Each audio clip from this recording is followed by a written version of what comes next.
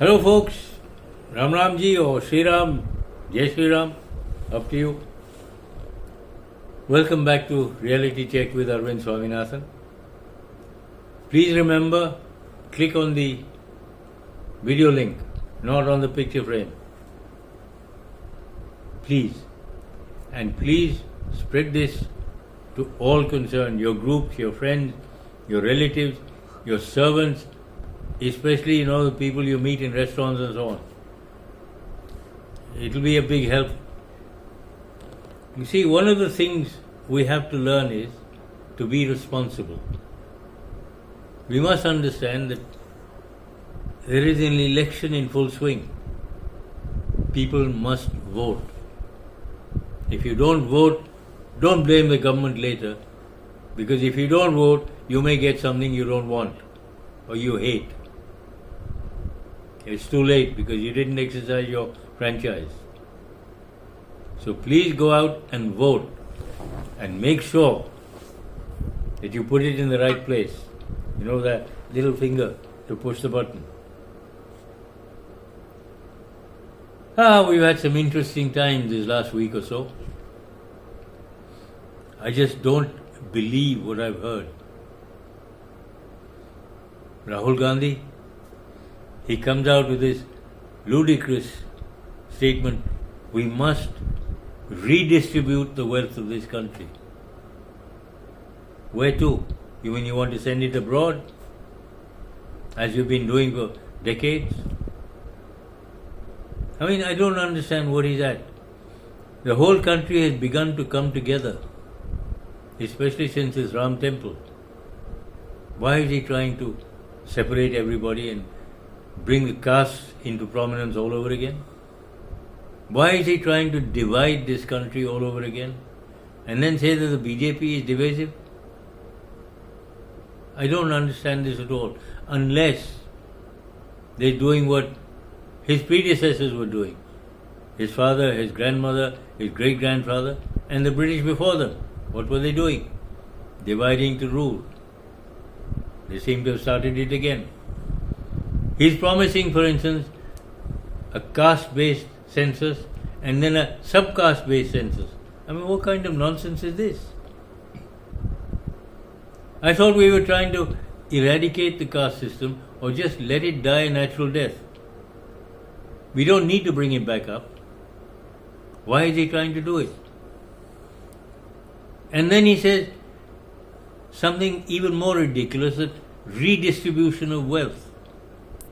What kind of nonsense is this?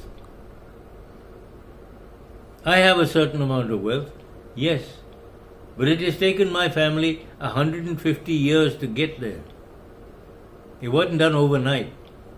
And we worked a heck of a long time, very, very hard indeed, to get there. Not just to earn, but also to save, invest and reinvest. Now you want to take all that away and give it to somebody else? Why?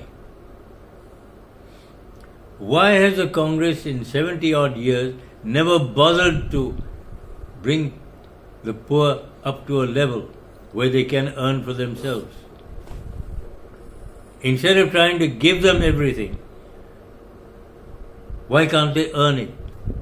We've had to. My father and grandfather and great-grandfather all lived in a village just outside Chennai. They didn't have toilets at home. To get here from those beginnings is a very, very long journey. It was great-grandfather who educated my grandfather, who educated his son, who educated me and my siblings. Now, you can't say that we sort of grabbed it overnight. We didn't. Whenever we could, we took advantage of market conditions. And that's why we got where we are. We didn't just sort of go out and grab it. It didn't happen that way. So why are you trying to give people this sort of dream? I know Mr. Rahul Gandhi believes he's got this magic machine. He says he'll snap his fingers and remove poverty. Remove poverty or poor people? What are you trying to do? We all know about his famous machine. You put potatoes in one side and gold comes out the other. I mean, give me one of those machines, right? I'll be very grateful, very happy. I keep churning out gold. I mean, this is Rapunzel. Except not Rapunzel, but not straw or hay into gold, but potatoes into gold. Wow. How does he do it? And how is he going to snap his fingers and remove poverty? Nobody's been able to do that for 1,000 years. If ever. How is he going to do it? I would love to hear it. What are his plans? Or is this like Manipur, when he said, in 2 days I'll solve it?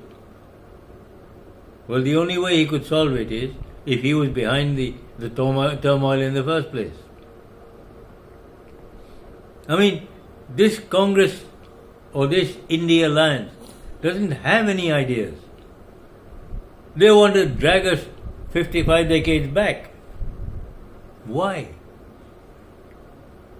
Are they so afraid that Modi will have taken us so far forward, they won't know what to do. They don't know how to catch up. Now it tells you that people in India are not stupid. They want to go forward, they want to do things, they want to stand on their feet. Why don't you help them to do it instead of dragging them further back? You won't make a poor man rich by making a rich man poor. You can't do it. It has never been done before. It is just not possible. You see, if you took all the wealth in India and gave it equally to every human being in India, man, woman and child, you know how much each one will get? Probably one matchstick. That's all. Or maximum 1 rupee. How rich is that going to make him? Or is he going to go screaming, Eureka, Eureka, I struck it rich. I got a whole rupee. Is that what you expect? What kind of lunacy is this? Why are you working against everything that India wants and needs? We're building our own railways, designing them ourselves. We're doing our own defense. We're becoming self-reliant in defense, in food grains in particular. People have begun to understand the value of work. And I don't mean just the poor, I mean the rich and the not so rich as well. All have begun to understand this. Why are you trying to spoil it? The present government has given people the thought, you work for it, you can get by very nicely, thank you. Why do you want to break that? Why do you want to make everybody dependent on you? Why do you want to divide the country, balkanize this whole place? Why? Let me give you an example. Nehru divided India into so many states based on language. Each state has now got a political Maharaja family ruling it. Now, if you balkanize, each one of them starts looting their particular state, which is their country, for them. So where do you stand, Mr. Rahul Gandhi? You're not even Chief Minister of Delhi. So where will you get your income from? Or do you expect George Soros' Open Society Foundation to make you the Prime Minister? So that all of you can loot this country every which way to sunset. But the other thing is, when you want to redistribute the income, or all the income in this country, or the wealth of this country, What is the difference between you and all those raiders in over 1,000 years? The people who came from Persia or Iran as it is today, from Afghanistan, Uzbekistan, the Mongols, and then the British. They just came to loot and take it away. So what's the difference between you and them? Because we know Congress policy has always been that if 1 rupee came in as taxes, or 1 rupee was sent out on a project, only 10% got to the project. The other 90% went into your own pockets. Your father, Mr. Rahul Gandhi, your father, Mr. Rajiv Gandhi, he admitted this. Are you going to do the same thing with this wealth which you commandeer from this country, from the people of this country? People have worked a long time and very hard to get that. Don't touch it. Because now you understand why. If you remember in one of my earlier videos, I mentioned this, that dollar millionaires who've made money in India go abroad. They don't stay here. They don't want to run the risk of people like you taking away their wealth, because they work damned hard for it. Whereas you politicians, you've done nothing to earn it. You just had a very good time on everybody else's income or earnings. It's about time you started doing something. What is the Modi government doing? Exactly what every good management team should be doing. You have one man at the top telling them what to do, and they're doing it. What more do you want? India has a certain standing in the world today. Something we've never had before. Why do you want to spoil that? You see, none of these opposition parties have any idea of what India is or what it should be. Mr. Rahul Gandhi said, India isn't a nation. It's a large number of different states. Well, somebody came out with a remark on that and said, Mr. Rahul Gandhi isn't a human being. He's a collection of organs with one very vital one missing. It may sound as a joke, but you can see the parallel. You can see the comparison. Now, we in India don't want to be like Europe. 20 or 30 different countries. I'm sorry, that doesn't help. Because that lays us open to recolonization. Why are you doing this?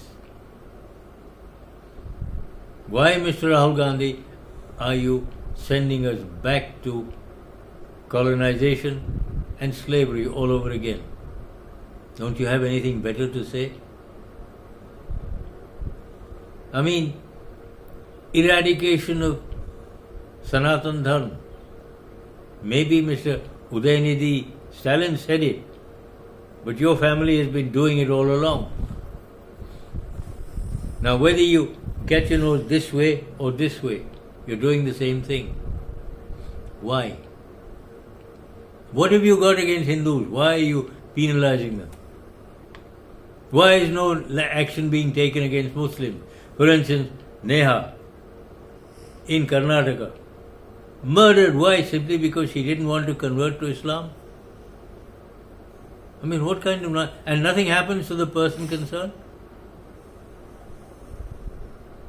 I mean, anywhere else, he'd be under trial now. And within a couple of weeks, sentence would be carried out. Because this is blatant. And by not taking action, excuse being there's an election on, so what? Does that mean there's no such thing as law and order during an election? Come on. The opposition, you don't have anything. What are you trying to say to us? What are you trying to make us fall in line for? To do what?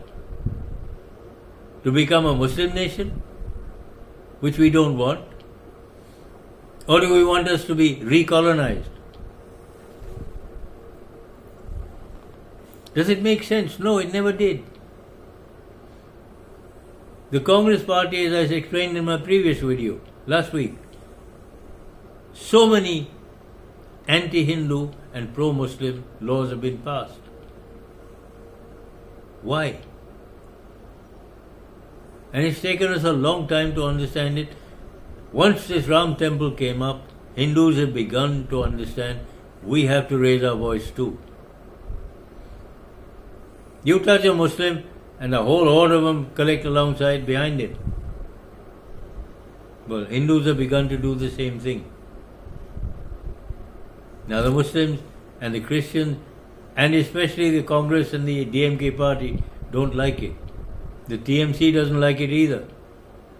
For instance, Sandesh Kali. The victims have begun to get up and say, look, enough is enough. It's about time to stop this nonsense. And unfortunately, all those political Maharaja families do nothing to stop it happening. Why? Quite possibly because they've been responsible for it. They created these particular, what you call them, these mafia type gangs. Or is it they stand because of these mafia type gangs? Well, Mr. Yogi in UP has shown what he does to mafia people. The mafia is running for cover there, so it is possible to quell it and to put it down. And we have to put it down. Law and order must prevail. And all your opposition parties are doing is disrupting everything. They seem to think that whatever they do, they must not be penalized by the law. They must not be taken up. The farmers in Punjab are doing the same thing. They're saying that all those arrested in February must be released. Why? When you misbehave, when you break the law, deliberately, wantonly, expect to pay for it. Nobody is going to let you get away with it. That's what the law is for. If you don't want to be penalized or punished, don't break it. Behave yourself. We've got too many things to do just to come up and develop. We don't need this sort of rubbish, and we certainly don't need this sort of lunacy. I mean, Mr. Chidambaram says, the moment we get into what we assume office, we will remove CAA. Why? Doesn't he understand the benefits for the people of this country? First, of course, you've got to be elected to form a government. Let's get there first. I hope it never happens, but still. Second, why do you want to remove it? Do you want an unemployment problem for the people of this country?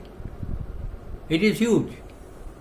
There are over 60 million Bangladeshis in this country already, all illegal migrants.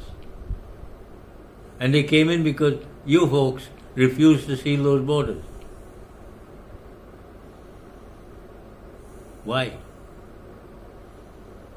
But they're not a menace.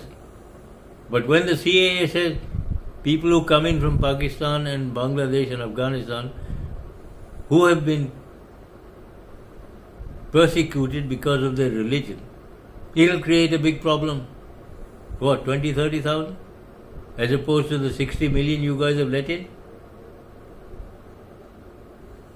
And these who are Hindus or non-Muslims, they're going to create a crime problem or criminal problem? How come? The millions you brought in, of course, they're saints. No? They don't do anything wrong. Oh no.